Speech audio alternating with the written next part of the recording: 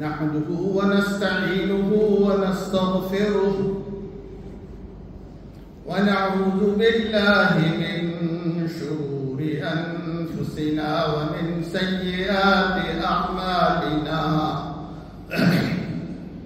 من يهده الله فلا مضل له ومن يضلله فلا هادي له ونشهد أن لا إله إلا الله ونشهد أن سيدنا ومولانا محمدا عبده ورسوله الذي أرسل إلى الناس كافة بشيرا ونذيرا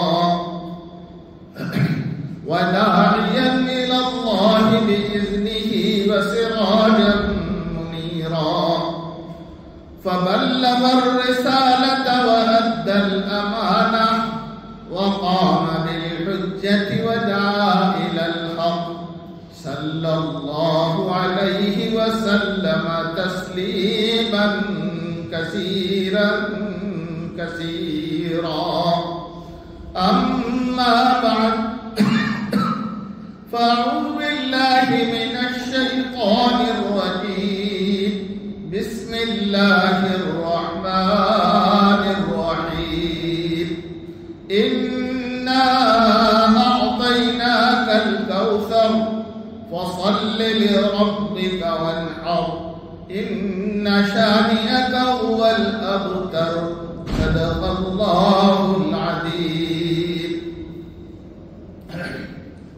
میرے محترم بزرگوں اور دوستوں، قرآن مجید کی ایک چھوٹی سی سورت ہے جو میں نے آپ کے سامنے تلاوت کی.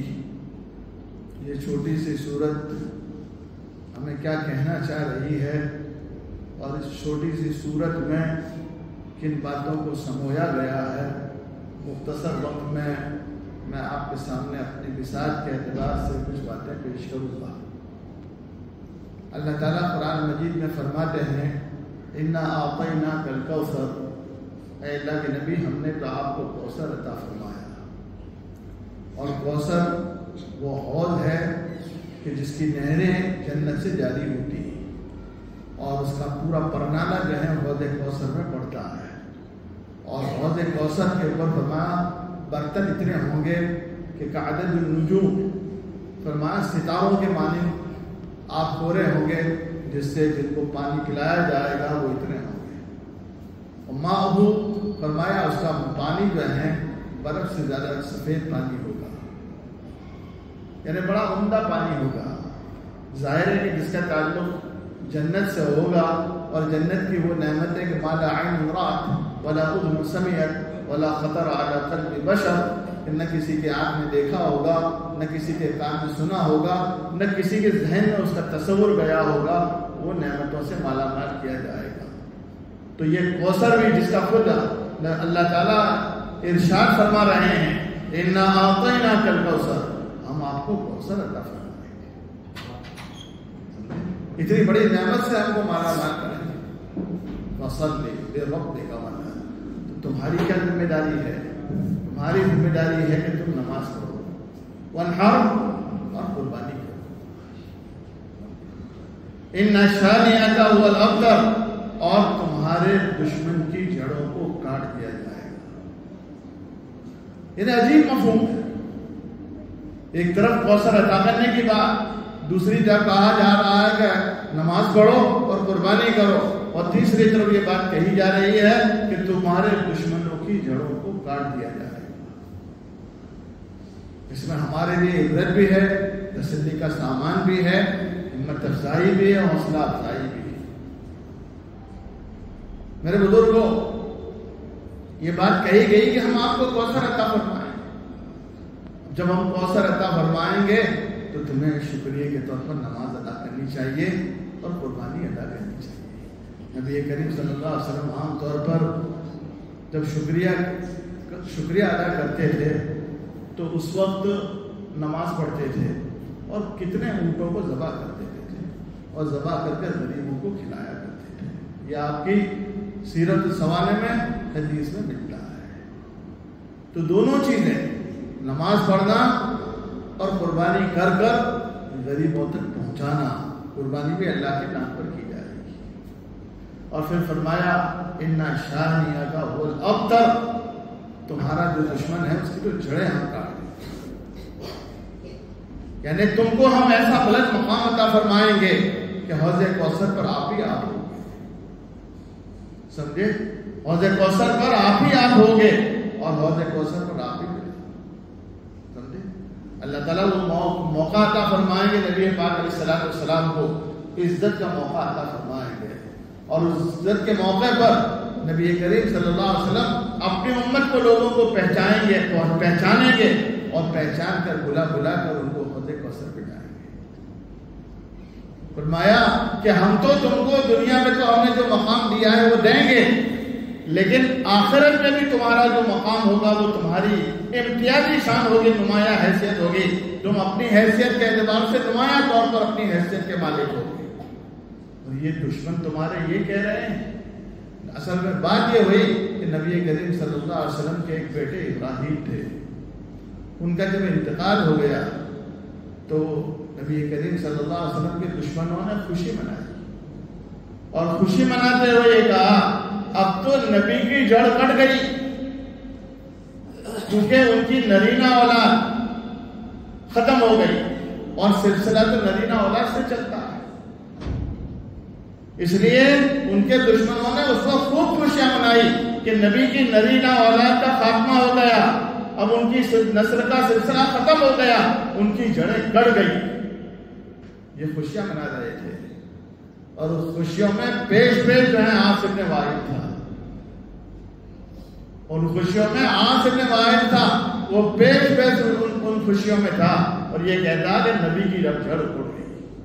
تو اس پر تسلی دیتے ہوئے اللہ تعالیٰ نے یہ ارشاد فرمایا ارے یہ تمہاری جڑیں کاٹنے والے، ہم تو تم کو حوض کوثر آخرت میں بھی عطا فرمائیں، تمہاری حیثیت کو دنیا میں تو ہم بلند کریں گے، لیکن آخرت اور عقبہ میں بھی تمہارا وہ مقام ہوگا کہ لوگ دیکھ کر تمہارے مقام اور حیثیت پر رشک کریں گے اور اشد کریں گے، وہ مقام ہم تم کو عطا فرمائیں۔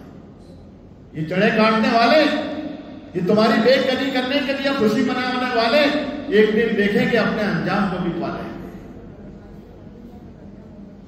تو گویا ہمارے لیے بھی عبرت ہے، سبق بھی ہے، خوشی کا بھی ہے کہ انشاءاللہ جو دین کے مخالف ہیں، جو دین کے دشمن ہیں، جو آج ہمیں جو ہیں ہمارے لیے عرصہ حیات تنگ کر رہے ہیں، وہ لوگ جنہوں نے آج چاروں طرف سے ہم کو گھیرنے کی بات کہی ہے، ہم ان کے صفائی کے ساتھ یہ بات کہہ دینا چاہتے ہیں حق کی دعوت کو نہ کبھی دبایا جا سکتا ہے نہ کبھی وہ دبی۔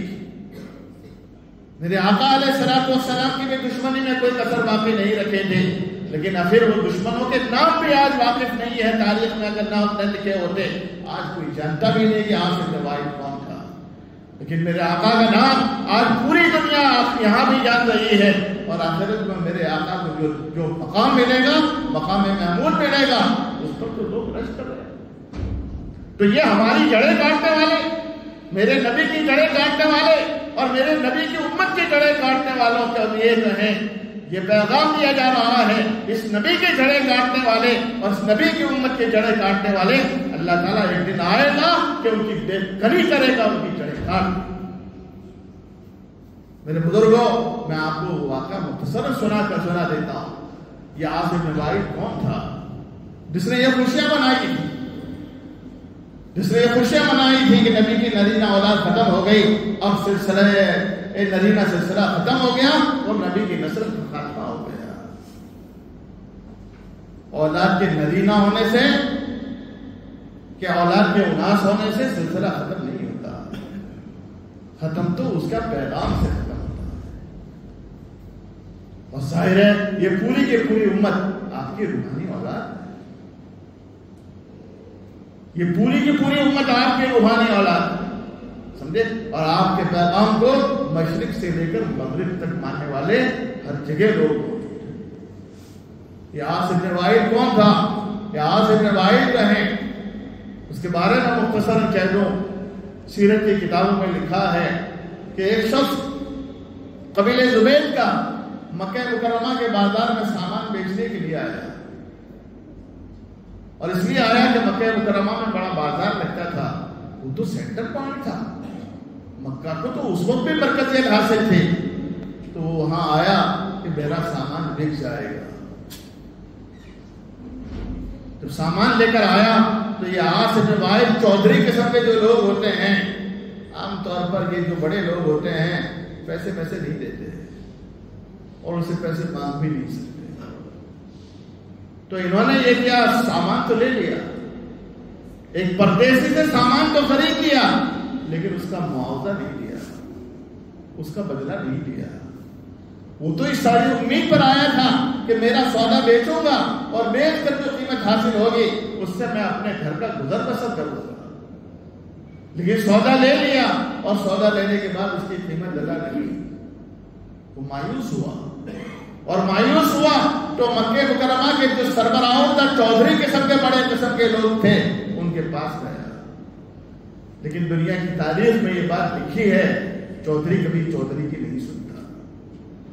بڑے لوگ جو ہوتے ہیں، جو چور ہوتے ہیں، تو دوسرے بھی حمام خانے میں سارے ننگے ہوتے ہیں، وہ کبھی نہیں سنتے۔ اسی وجہ سے کہا چور مٹھی جارنا دیوڑیے ڈنڈائے چھے نے لاکھ کھانڈی بوٹ نارا محفل ہے منڈائے چھے۔ اس لیے چودھری کی بات نہیں سنی، اس کے پاس گیا، اس آدیوان کے پاس گیا، اس کے پاس گیا، اس کے پاس گیا، کیونکہ حمام خانے میں سب ننگے تھے، سب ایک دوسرے کو جانتے تھے کہ ہم کیا کرتے ہیں۔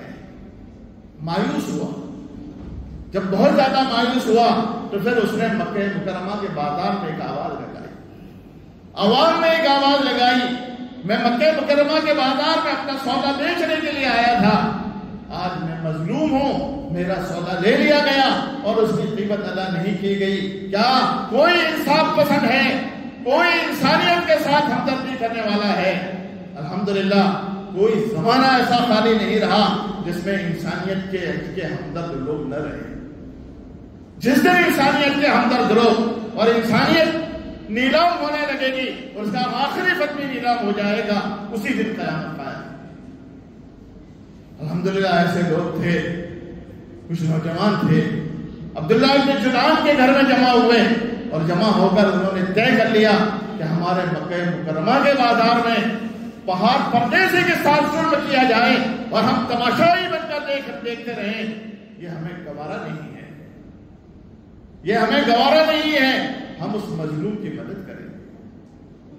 وہ لوگ جمع ہوئے اور جمع ہو کر عاصم بن وائل کے گھر گئے، چودھری تھا، بڑا تھا، لیکن جب ایک جوانوں کی انصاف پسند لوگوں کی جماعت جب جمع ہو جاتی ہے تو پھر چودھری کی چودراہٹ بھی جوتوں کے خاک تلے لگ جاتی۔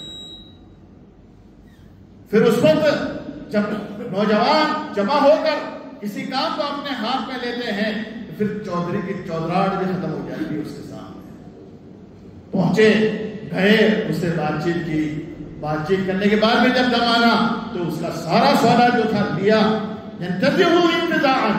اس سے چھین کر اس کو واپس دیا، اور اس طریقے سے انہوں نے اس کی مدد کی۔ اور وہ تاریخ میں وہ صلح حلف الفضول کے نام سے سیرت کے کتابوں میں مشہور ہے، اور آپ علیہ الصلوۃ والسلام نے فرمایا اگر اسلام کے بعد بھی، اسلام سے پہلے کی بات ہے، اسلام کے بعد بھی اگر مجھے اس طرح کے کاموں میں بلایا جاتا، لو دعیت، فرمایا اگر مجھے بلایا جاتا لاحببت، میں پسند کرتا اور ایسی شروع میں شریک ہوتا۔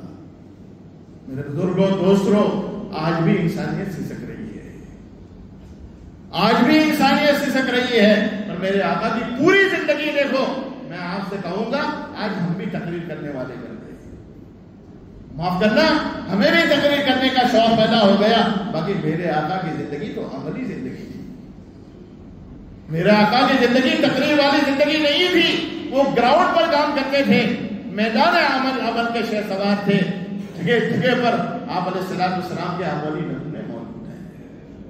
یہ تو آپ کا نبوت سے پہلے کا ہے، اور نبوت کے بعد بھی آپ دیکھو گے کہ آپ نے جگہ جگہ پر یہ کام کیا۔ آج ہم سب جو ہیں کرسی کے وہ ہو گئے، اسٹیج کے دلہا بن گئے، لیکن عملی میدان میں ہماری قوم کہاں کھڑی ہے، ہمارا معاشرہ کہاں تباہ ہو رہا ہے اور انسانیت کے ساتھ کیسا ظلم ہو رہا ہے۔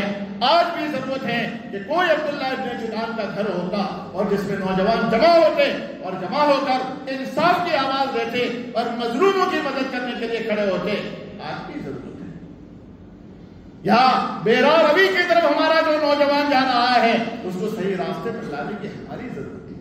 ہم اپنی ذمہ داری کو بھولے ہیں، ہم نے اپنی ذمہ داری کو ادا کرنے میں صرف کرسی کا سہارا لیا ہے، ہم نے میدانوں کو بھول کر عوام سے تعلقات کو توڑ دیا، اور وہ طاقتیں جو اسلام دشمن ہیں انہوں نے میدان کو سرگرم عمل بنایا ہے اور وہ میدانوں میں آئی ہیں، انہوں نے تقریر کا سہارا نہیں لیا۔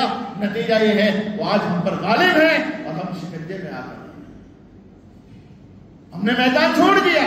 جو کام ہم کو کرنا چاہیے تھا، میرے آقا علیہ الصلوۃ والسلام نے جو کام ہم کو بتایا تھا، اس کام کو ہمیں میدان اچھے اخلاق بتائے تھے، انصاف کی باتیں بتائی تھی، ہمارے معاشرے کو جو ہے ایک عمدہ معاشرہ بنایا تھا۔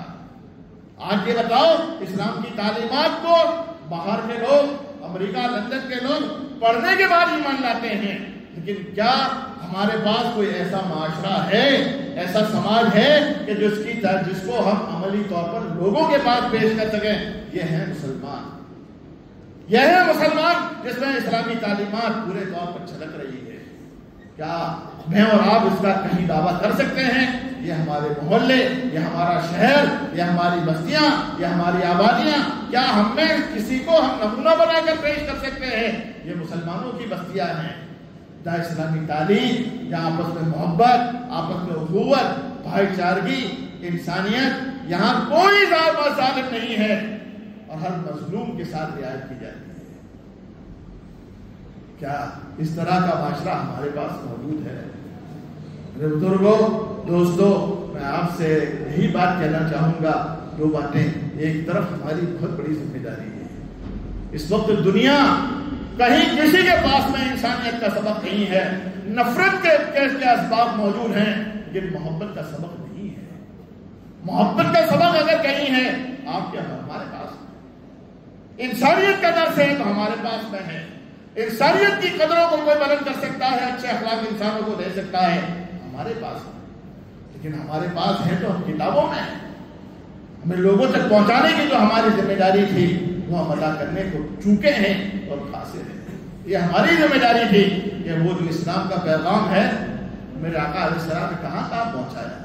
مدینے کی گلیوں میں پہنچایا، مکے میں پہنچایا۔ طائف میں کون لوگ تھے؟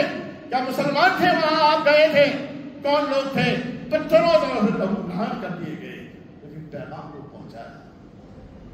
وہاں کوئی مسلمان نہیں تھے طائف میں، لیکن جو ہے آپ کو لہو کر دیا گیا۔ لیکن نتیجہ کیا ہوا؟ آپ نے اس پیغام کو اس وقت تو نہیں قبول کیا، لیکن ایک وقت آیا کہ اس کو پہاڑ کے فرشتے آئے اور یہ کہنے لگے اگر آپ اجازت دو تو اس طائف کی بستی کو دونوں پہاڑوں کے بیچ میں کچل کر رکھ دیا جائے۔ لیکن میرے آقا علیہ الصلوۃ والسلام کا، رحمت للعالمین کا عملی نمونہ سامنے آیا۔ کیا کہا؟ ارجو من اللہ، لہو لہان ہیں، پیر اٹھ نہیں رہے ہیں تو پیروں سے خون کے فوارے اڑ رہے ہیں، سہارا دے کر چلایا جا رہا ہے۔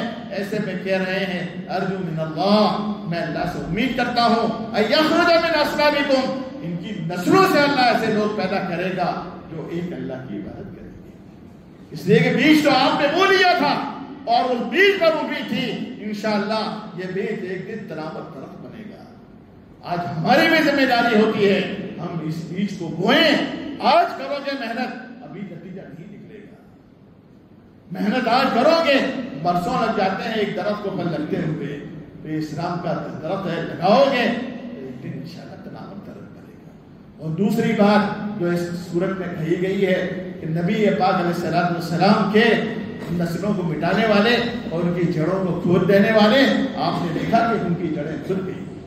عاصم بن وائل کا ذکر جو آیا ہے یہ نبی کریم صلی اللہ علیہ وسلم کے ضمن میں آیا ہے، ورنہ تاریخ میں یا سیرت میں عاصم بن وائل کو کوئی جانتا بھی نہیں، لیکن میرے آقا علیہ الصلوۃ والسلام کو دنیا جانتی ہے۔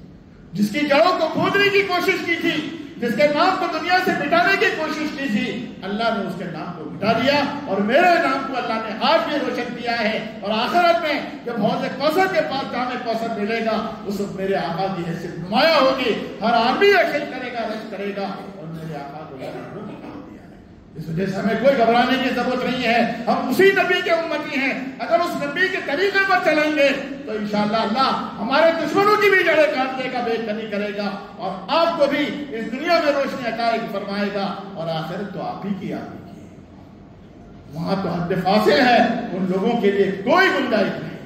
اللہ تعالیٰ مجھے اور آپ کو اس پر عمل کرنے کی توفیق عطا فرمائے۔ وآخر دعوانا الحمدللہ۔